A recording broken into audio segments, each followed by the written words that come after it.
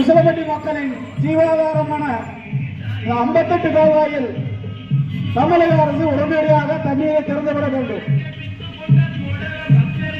மாவட்ட நிர்வாகமும் பொதுப்பணித்துறை இணைந்து வெகு விரைவில் இந்த 58 கால்வாயில் தண்ணீரை திறக்க வேண்டும். அப்படி தண்ணீரை திறக்கவில்லை என்றால் இந்த உசிலம்பட்டி மக்களை திரட்டி அனைத்து இந்திய நாயகர்கள் தொண்டர்கள் மீட்பு குழு அந்த தொண்டர்களும் அண்ணன் ஓபிஎஸ் தலைமையில் மதுரை மாவட்டத்தில் மாவட்ட ஆட்சித்தலைவர் முன்பு மிகப்பெரிய கண்டன ஆர்ப்பாட்டத்தை நடத்துவோம்.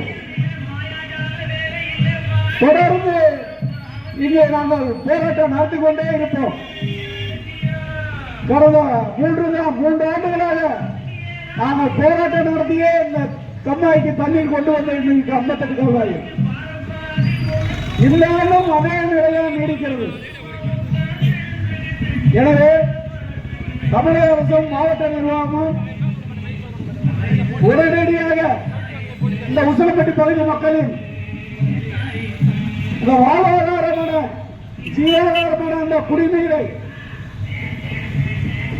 உடனடியாக 58 கால்வாயில் தண்ணீரை திறக்க வேண்டும். இந்த புரட்சித் தலைவர் 37ஆம் ஆண்டு நினைவு நாளில் பிஎஸ்எக்டி எடப்பாடி பழனிசாமி கையில் இருந்து அந்த இரட்டைகளை மீட்டு பிஎஸ்எக்டி எடப்பாடியை அனாதையாக்கிவிட்டு அண்ணன் ஓபிஎஸ் தலைமையில் 26 முதலமைச்சராக ஆக்குவோம் என்று இந்த நினைவு நாளில் சூழலை ஏற்று இன்று புரட்சித் தலைவர் எம்ஜிஆர் அவர்களின் புரட்சித் தலைவர் அம்மா அவர்களின் ஆசையோடு இந்த 37வது நினைவு நாளை அனுசரிக்கிறோம்.